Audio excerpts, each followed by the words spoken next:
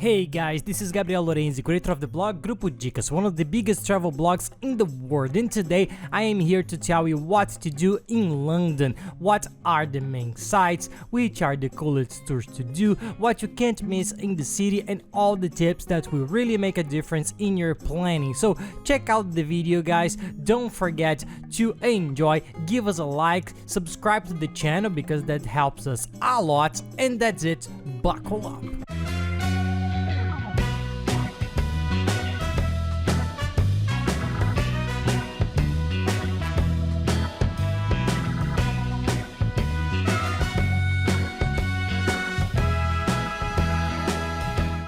Well, London is one of the most touristic cities in the world. It's one of the 3 cities that receives more tourists in the world, so it's a place that certainly has a lot of tourist spots and a lot of cool things to do, and that's why it's a little bit difficult to organize the list of what to do in London because there are so many options. You have to organize yourself well and see what are the things that you like to do. So we decided to make a very objective summary here about what are the main attractions, the ones you can't miss at all, and let's go.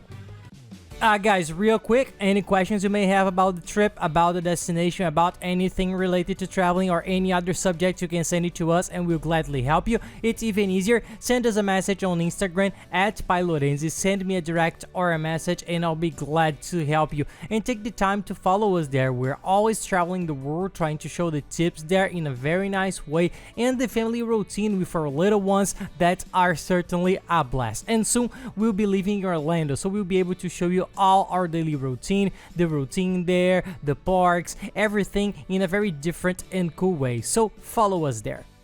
So let's go, let's start the list without further ado. The tourist spots that we think is the coolest because it's different and very beautiful, it's worth visiting as soon as you get there, is Westminster Abbey. It's a sensational place, it's a beautiful church, it has a very strong meaning for all Londoners, mainly because of the events that took place there, because it was there that Queen Elizabeth II was crowned in 1953, and also where the famous wedding of Kate and Prince William took place in 2011, so the tour through the Abbey is practically mandatory. It's a work of art, the architecture, the paintings, everything. There are many cool things, and it's open from Monday to Friday, so take a look because many times on weekends you can't go in because of the masses.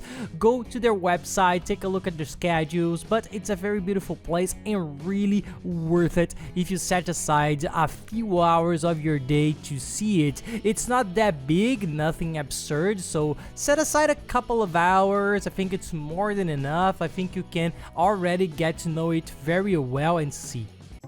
Another tourist spot that I can't leave out here is Buckingham Palace. For those who don't know, it's that palace where all the royal family of England lives. So it's that famous palace. That is where the changing of the guards happens, which is a fever. Everybody likes to watch it. We saw it when we went there, but being very honest with you guys, the changing of the guards in front of the palace, we found it too tumultuous, too much stress for a little attraction. There's not much to see. What we thought was nice was to see the palace from the outside, to see the decoration, the square in front of the palace, and that's worth a lot. And to get in there is very difficult because it's only possible at certain times of the year when the family is on vacation. The royal family releases some rooms, so it's a little bit difficult to get to know the palace. So our tip, go outside, get to know it, take some pictures.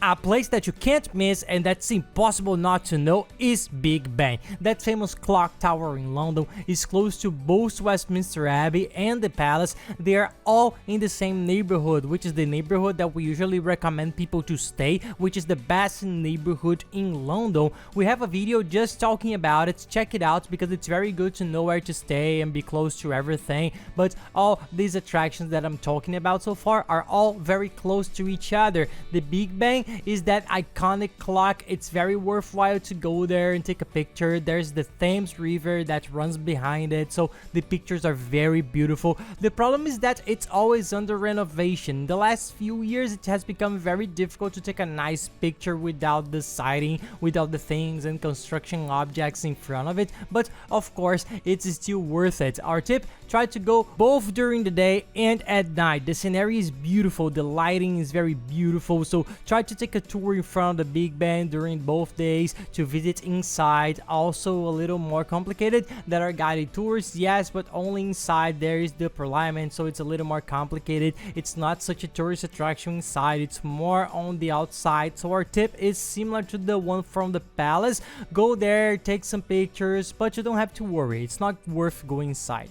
And taking advantage of our walk there on the other side of the Thames, you can cross there. There are several bridges. There's the London Eye. It's a ferry wheel which symbolizes a lot of the modernity of London, which was created in the 2000s. It's a huge ferry wheel. We say ferry wheel and it looks like you're sitting on a chair. No, there are big cabins that can fit up to a 25 people inside, and it takes a long time to go around. So you have a sensational panoramic view of London. Our tip, try to do this tour on the first and second day, because you can already see the cities, you already have that notion of how everything works, the regions where each tourist spot is. It's very nice, and the lines are very long to buy the ticket. So a tip that we mentioned it, both for London Eye and the ferry wheel, the place to buy the tickets is the same. And you can use it for 30 days. So you choose 5 attractions, you can visit 5 attractions out of the more than 20 that they have in a period of 30 days. So it's super easy to do. Another iconic place in London that you have to see both inside and outside, that the pictures are beautiful, is Tower Bridge, the famous London Bridge. It's very iconic, you've probably seen it somewhere, it's very beautiful. Try to take some pictures when you're walking on the Thames a little further away, because from the distance it looks very beautiful. At night the lighting is sensational, and inside you can take tours, learn a little bit about the history, go inside the tower. There are some very nice attractions. It's a very famous tourist spot, if not one of the most famous in London, together with the Big Ben, the Palace, and all the ones that we mentioned here. One tip that we have to give here on the list is shopping, because what tourist travels abroad and doesn't want to shop? We'll talk quickly, okay people? A summary here, our tip, there are stores of all kinds. London is practically like New York. It has stores from all over the world, so there's Zara, ATM, Forever, 21 Guess, Gap, Calvin Klein, you name it. You can find it on Google. Our recommendation, a sensational store, is Harrods. I don't even know if it's pronounced like that. I don't know. If you know, comment here, help us. But it's a huge store. We spent about 5 hours inside because it's beautiful. It's a department store that has all the other stores and brands inside. It's sensational. From the pictures you can see how beautiful it is. The things there are great, and the architecture, the place is very beautiful. Just to walk around is worth it. And for those who want to save money, we highly recommend a store that there are a lot of in English, which is Primark. It has a lot of cheap stuff. We bought jackets, very nice cold weather things for 15 euros, 20 euros, t-shirts for 4 euros. So it's cheap and very big store. They have everything, and I thought the quality of the clothes was very good for the cost benefit, but it was worth it. If you want to save money and want cheap clothes, go to Primark, which is pretty cool too.